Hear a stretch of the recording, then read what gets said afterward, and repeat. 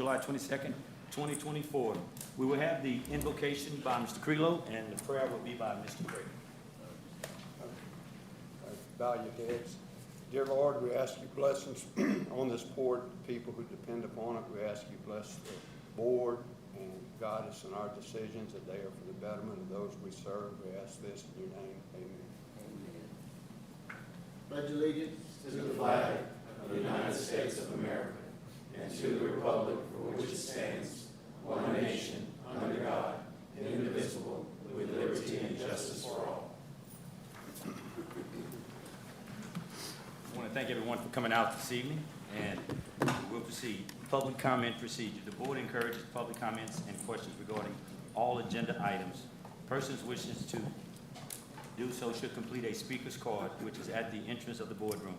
When speaking or asking a question on any agenda item, one should, in addition to completing the card, come to the microphone, be recognized, and provide your name, address, and a phone number. Comments of any individual will be limited to 3 minutes. Agenda items: approving of the June 24th, 2024 regular meeting minutes. Move to approve. I have a motion by Mr. Johnson and a second by Mr. Crelo. Is there any discussion? Any objection? Hearing none, motion passed. Going on to our submissions. Submission 2024-026, approving and levying the tax year 2024 for an ad valorem millage rate of 2.48 mils. Mr. Self. Yes, Mr. President, the board is, we're requesting board adoption of a 2024 millage rate of 2.48 mils. Each year, the tax assessor looks at the properties in the district, and they do an assessment, and the assessment did not change substantially from 2023, and the millage rate remained the same at 2.48 mils, even though this is a revaluation year. And we're requesting your adoption of that millage rate. I will entertain a motion at this time. I so move. I have a motion by Mr. Crater and a second by Ms. Mary. Is there any discussion? Any objection? Hearing none, that motion will pass. Submission 2024-027, authorizing the executive director to enter into a lease agreement with South Louisiana Rail Facility for the loading of rice and other products at the Turning Basin. Mr. Self.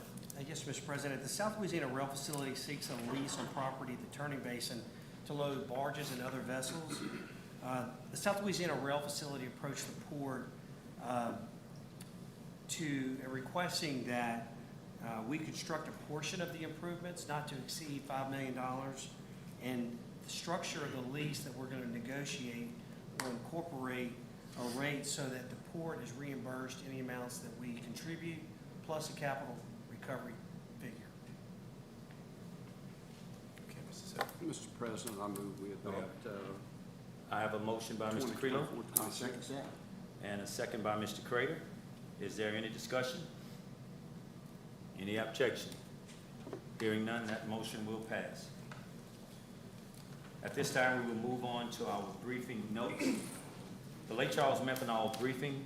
I would like to call Ms. Linda Miller to the microphone, please. Can you all hear me? Sounds good. Do I press to start the presentation, or? I know you can see every word of that presentation. So, Do you have it? Do you have it, Ms. Miller? We have it right here. We have it in front of us, Ms. Miller. We have oh, it. okay, good. So the first page is just a reminder. I come here every 3 months to remind you about the project and to talk about the progress that we make on the development of the project. And it's a project that will make methanol right next to the land that's next to Bulk Terminal 1. It's a clean hydrogen and methanol project. We will take all of our CO2 and ship it to Denbury, now Exxon. So we'll use proven technology. It's a world-class project. We have a land lease option with the port. Once we enter into the lease itself, it's a 40-year lease with 2 10-year extensions, so it's a very long-term proposition we have for relationship with the port. So this is the page where I want to spend a little time on. So right now, we have all of the offtake agreements. I didn't even write this down, but we have all the offtake agreements for the sale of methanol done. We have all of our arrangements for natural gas with BP, and Sempra is going to build the line. They've gotten one of their permits. They're getting another permit. They're getting their land from Citgo. So that's all going. That's very much going along. We have a meeting next week with Exxon. They have requested some changes to the agreement. They came in, bought Denbury. They had some technical changes they wanted to make. I think we're very close on what that agreement is, but we're all meeting in person so that it's very clear that we've met each other and that we get that done. The basic agreement has been done since October of 2022. So the 3 things that we have to finish are the permitting, the structure for building the plant, and the financing. The permitting, I was here, I think the date was October 22nd, and the next day I spoke with a couple of, Ricky, Mr. Self was there, as well as Mr. Henderson. At the public hearing for the permit, the comment period closed May 1. We're expecting that permit. We've had some correspondence recently with the LDEQ, and they want a little bit more modeling. Once we finish that, we expect the air permit to be issued. Once it's issued, there'll be 30 days that people can make. They can appeal to the Louisiana courts. The time period to appeal to the EPA is already passed. The other permits, which we work with the port on quite a bit, are also in good shape. So we feel pretty good about the status of that. The financing, we've talked a lot in the past about the DOE. The DOE took a position that they wanted to wait until the project, part of the revenues comes from tax credits, and there were tax credits that were passed 2 years ago, but the regulations haven't come out yet. And they took the position they wanted to wait until those were clarified. Plus, they were also going to take 6 to 9 months, at least, to update the environmental impact statement. So we have really focused on the bank alternative, which I've mentioned in the past as a backup. Now it's not the backup. And so we have hired, Morgan Stanley has been our equity. We've hired them to raise equity. Now they're also raising debt. We've also hired Sumitomo and Santander for 3 banks to be structuring banks. They're in the process of getting their green light approvals. We should have them by next week, at which time we're going to then launch the next phase of reaching out to 10 to 15 additional banks. Altogether, they would make an underwriting of the project. We would then later have 2 subsequent distributions so that those banks could sell down their position, but we want to get this first round, get enough so that we have the entire amount of debt covered by the banks. It's a very similar structure. You're involved with a lot of LNG plants, either through the port or through others. It's a very same process. You get a bank facility, and then over time, as the construction moves along, you take it out with long-term bond financing. So this is a very similar structure. And the banks are very excited about the project because of its environmental characteristics. Many of the projects that are hydrogen projects like ours, when we're hydrogen to methanol, have been held up more than we have by the lack of legislation, lack of regulatory clarity. So there's really no energy transition projects like ours. So we've had a great reception.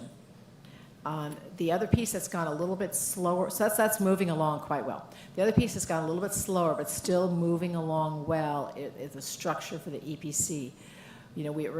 That whole market is still plagued by the remains of COVID, and the schedules for long-term equipment are maybe 6 to 9 months longer than they were when we were doing the Petco plant. Zachary, who was doing a lot of work on the Gulf Coast, went bankrupt. That spooked people. So we have worked through those by putting together a structure, which I won't bore you with, but a structure that we put to the contractor and to the constructor in the last couple weeks, and got a tremendous amount of buy-in. So now we're moving forward and papering that and getting the whole EPC structure in place. In the meantime, they've been putting together the bids for the project. We should have that in September. We originally thought July, but it's September. And at that time, we'll have a price for the plant. And that should, the contract itself should be complete before that. So we're still working toward an end-of-the-year close. And then the last page is just a reminder of how much the port will be paid at closing. The number that changes from time to time is the number that's interest at 5% on past due amounts. So if you compared this to my prior presentation 3 months ago, that will be the only number that has changed. So that's my report, but I'm sure you have some questions. Thank you, Ms. Ms. Miller, Go ahead, Mr. Creed. on your contractor, was Zachary part of your No. EPNC? How No. does that affect then Well, I guess I'm questioning what impact does that have on y'all, because this is Right. all a project. And so they went bankrupt because they were, what our contracts are worried about is, one contractor is doing the construction, the other one is doing the engineering, the procurement, the planning. So it's that gulf in between the two, like what if modules are late? What if the constructor's work is not satisfactory? What if it's all these things where things go wrong. And in the Zachary case, they were working and being paid about $20 million less a week than they were actually paying, and they were told they were going to be paid, and they never were, and they went to bankruptcy. So we had to come up with some methodology so that we could deal with this concept that someone could be out of pocket a lot of money and not have a quick means of getting reimbursed for that. So that's how it's affect us. Well, I It's a appreciate it, structural thing. because I didn't think there were any part of y'all's original plan as far as No, contractors you're right. and that. Yeah. Secondly, you think the funding will be in place where in December y'all will move forward with a... That's what we're working toward, yeah. I think the funding will follow the construction. I think that as the construction goes and those contracts go, so will the funding. They will follow that time period. Either funding or more interim funding that would allow y'all to go ahead and commit on a actual ground lease to Yes. move out of these options. Yes, Yes. Thank So your offtake is completely sold? yes, 100%. So where would your weak link be? It sounds like the financing, they're interested. You feel like you're gonna get your permitting. Yeah, I think it's the weak link is, well, there's two weak links. One, we don't know what the project is going to cost yet, and things seem to be pricey still these days. We're hoping they would come down. I say there's three things. Interest rates, hopefully they'll come down. That would be a plus. Right. And the third thing is the tax credits. So we hoped, by the law, we do qualify for what is called 45V tax credits, and that's the tax credit that has a draft regulation, and the draft regulation basically no one liked it, and it was definitely written by very pro environmentalists as opposed to practical people, because we qualify for it by the law, but there were some shortcuts in the regulations. Everyone we've met with everyone. We've met with the head of the Secretary of the DOE. We've met with John Podesta, who is President Biden's energy aide, who has told us we'll fix this, but it's not fixed yet. There are other credits that we can take, and that's actually what we're going to market on. They're called 45Q credits. The regulations are in place. There are two kinds of credits. One has been taken a long time, so no one has any concern about that. Unfortunately, that's only about a fifth of what the other credits are worth. However, there's a second 45Q credit that is on the books, but it hasn't been able to be used. The process has been flawed. And the DOE is trying to work on improving that process, so that is another possibility for us. And we've hired Deloitte to analyze that for us. And we've analyzed it, but we want someone who's more a professional in that area to analyze it for us. So unfortunately, your weakest link is the federal government.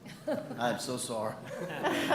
Well, we did move away from the DOE financing, even though it was very advantageous. Yes. But for reasons of their process was just not fitting up with our process. Well, that's a very thorough presentation. Thank you, Ms. Miller. Okay, thank you. Looked very good. Any other questions? Any other questions by the commission? Okay, thank you so much. And we continue to get great support from Mr. Self and all of his staff. So we Good. very much appreciate that. Thank you, Ms. Linda, for that presentation. Thank you. Moving on to briefing notes still, Executive Director Quarterly Expense Briefing, Mr. Self. Yeah, just the two of the months, or two of the more expensive items on the expense report related to our Begging for Bucks tour to Washington, D.C., which we all believe paid dividends for us, and then the May Gulf Ports Association reception that we had here in town. And I'll gladly answer any questions you have. Any questions by the commission? Looks good.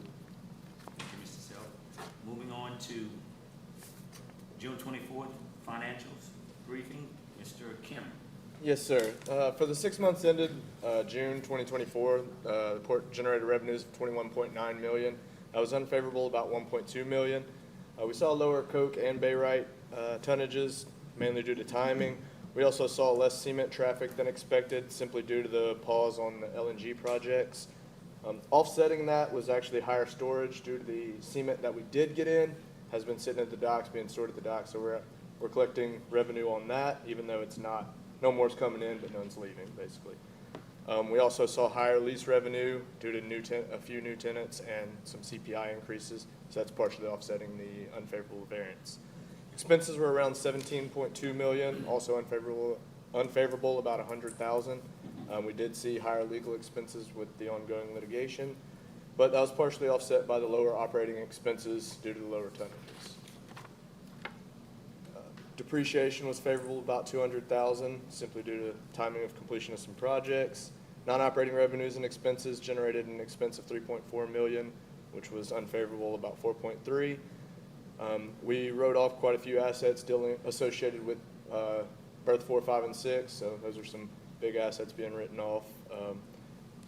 Even though that asset was constructed in the 1930s, there were improvements installed Updates. over time that still have it remaining at book value in the books. Right. And once we tore it down, had to obviously Write remove those that. assets. Yeah. And then cash flow for the first 6 months of the year was around $4.2 million versus $6.2 budgeted. For the forecast, it includes the actuals for January through June, and then a forecast for July through December. Most of the fluctuations are carryovers from the first half. So projected revenues are around $45 million, unfavorable about $1.2 million due to lower coke and then lower cement traffic, even though, again, we are getting storage revenue on that tonnage, and then some new leases and CPI adjustments will offset that as well. Expenses around 33.9, again unfavorable about $300,000 as the litigation continues, and then offset by lower operating expenses once we get the loader online. Non-operating revenues, we also expect an expense of $600,000, unfavorable 4.3. Same information as the first half of the year. And that expense is a non-cash. That's what I was going to Didn't affect. Yeah. Sorry, I didn't mean No, to no, no, cut no. you off. All good. All good. Got Perfect. concerned, you want to go ahead and just. It's non-cash. Non-cash. So sorry. Perfect. All good. And then cash flow, we anticipate being around $12.5 million versus $15.1 budgeted. On the balance sheet, just a few items. Y'all have heard most of this before. Cash is down around 10.3 from December 2023 to today, primarily due to the capital projects and the timing of reimbursements. I will have some good news on that on my next reports. Fixed assets are down $6 million, again, due to that write-off of those assets. And then construction in progress up $52 million. Warehouse 300 is ongoing, 4, 5, and 6 project, and then the loader is still ongoing. Any questions on the financials? Any questions? Ricky already answered them, thank you. All right. All right. I'll move right into the, He intercepted that ball. Good analogy, Mr. Creelo, appreciate it. FEMA GoSep, I guess Cameron, you can also. I'll keep going. This is a little better news. Though we only received 300,000.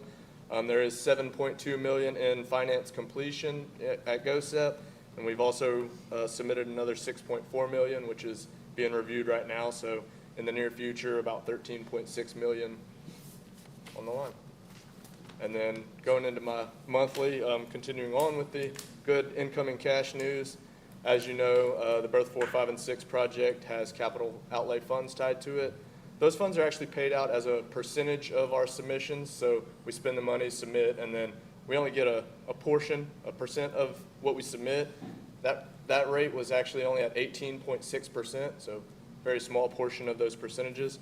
After some discussions, we were able to get that increased to 40%, and that not only applies to future submissions, but they're going to pay out the other portion of the previous ones that we submitted. So applying that new percentage, and over the next few weeks, we should receive about another 9.3 million.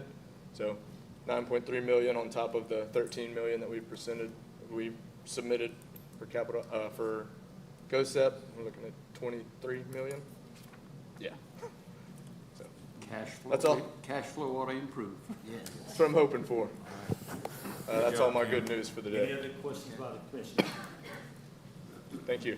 Thank you, Cameron. Moving on to department reports. We have administration, finance, security. That was Cameron, it. it's gonna be you. That was it? All right then. Okay, next one is gonna be navigation. I think this is gonna be a 30-minute presentation by Mr. Channing. Well, I have a lot to tell you about Wales, but I'll wait till next month. Seriously, we have two issues.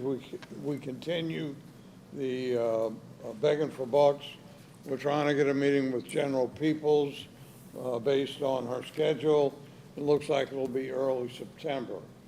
Second item I want to bring to your attention is that the Corps, we found out from the Corps a couple of weeks ago, they're going to send the dredge wheeler down here to the Calcasieu Ship Channel to dredge the end of August, beginning of September. We're going to have a total of about 4 weeks of her work. She does an excellent job on the outer bar. The pilots are looking forward to it, so that is going to be an advantage for us going into winter and keeping the outer bar open.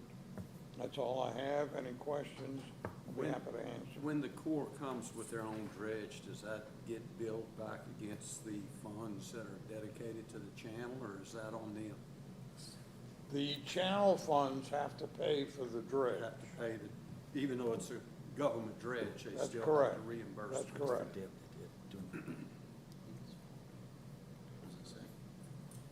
Chang, I have only one question. What is the depth that they're gonna be dredging? Say again? The depth. Yeah.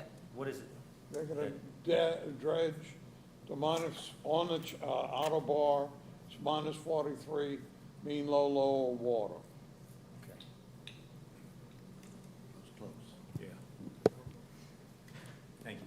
Channing, any questions by the commissioners? Thank you, Mr. Channing. Thank you so much. Moving on to operations, Mr. Henderson. Yes, sir. Recently at City Docks, we handled 4 barges and 1 vessel of aluminum hydrate totaling about 42,000 tons, 3 ships of lumber totaling about 30,000 cubic meters, and 1 cargo transfer that's about 14,000 tons. On the schedule for City Docks, we've got about 22,000 tons of aluminum hydrate. We've got some more project cargo, about another 3,500 cubic meters, and we've got 2 barges of rough rice will be loaded out of the industrial canal. At BT1, we loaded 2 ships of about 70,000 tons of raw coke, discharged a 59,000 ton shipment of barite, and about 28,000 tons of rutile. a schedule for BT1. You've got about 230,000 tons of raw coke scheduled, 50,000 tons of barite, another 20,000 tons of rutile, and about 8,500 tons of calcine. If you have any questions, I'll be happy to answer them. Any questions by the commissioner? Thank you, Mr. Henderson. Moving on to cargo trade and development, Mr. Craychan. Yes, sir, Mr. President. Currently working with a company who wants to import barium sulfate. They're looking at doing about 15,000 tons every 45 days or so. They're looking for some storage, a place to mill it, and to reel it and truck it out. We're trying to accommodate them at City Docks, but we're just so strapped on space right now. But Todd and I are working on that. We also submitted our industrial park East property for a RFP submitted by LED. It's a company looking to build a solar panel manufacturing facility. It's going to be done in 2 phases, up to 500 jobs and a $300 million investment.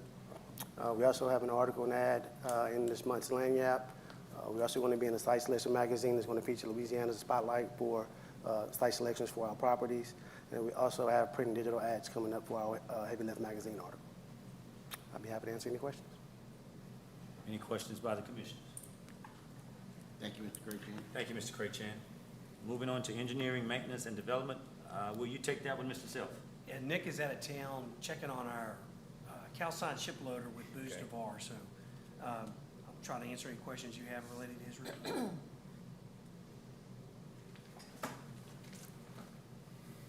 by the commissioners? All right. Thank you, Mr. Self. Moving on to state lobbyists. We have a report this evening by Ms. Ginger Corley. Would you please come to the mic? Thank you, Mr. President. And I apologize, I'm speaking from my June report, although there are updates this month in your July submission that I gave to Mr. Self. We've been in session on and off since January with the new governor having the inauguration and the organizational session. We then went into a redistricting session, and then we had a crime session. Our regular session was a general session in nature where there are no tax matters that were taken up. And that's when I think we're the busiest, because there's a lot of public records, open meetings, public bid law, a lot of great ideas on how to structure ports and strategic planning. The state did have a $717 million surplus, which 390 went to transportation, the Department of Transportation. I don't think any will go directly to Port Priority Program, but there is some conversations taking place on shovel-ready projects that may benefit from this. So we're going to continue to monitor that. Of most important, I think, to us is our $93 million burst 4, 5, and 6 project. We were very successful. We got an additional 19 more million allocated in priority 1. And to Cameron's point, we'll go to bond commission on Wednesday. The governor's going to recommend a reauthorization of our existing $23 million. We've worked with the state for a number of months on increasing the allocation from 19% to 40%, which will help with cash flow to pay bills. Thereafter, we need to work with the governor and the administration to get the additional money in the fall on approval to start spending additional $19 million. But overall, the percentage increase is going to help tremendously. And then next year, what we'll do is work to get the remainder of the non-cash, which is bond money, up to cash priority where it's cash, where we can spend it. Another very important matter that I want to bring to everyone's attention is our public-private partnership on the Calcasieu Ship Channel.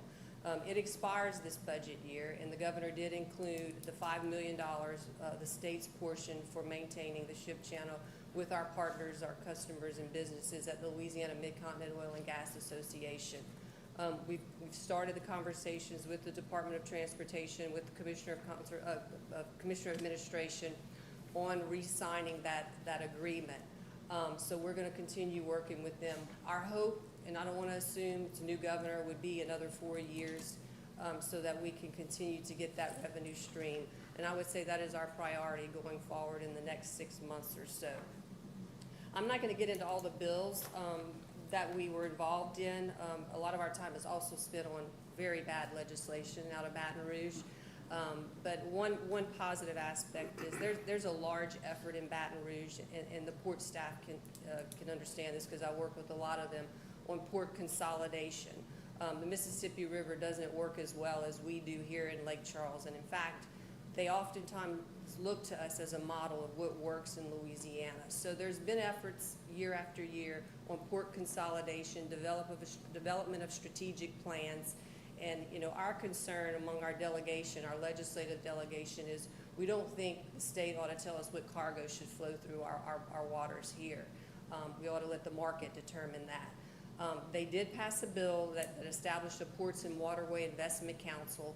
The port did ask for a couple of amendments that we were successful in getting on, one being a deepwater port, an additional deepwater port member on the commission, because we didn't want one of the Mississippi on it and not someone from the Calcasieu.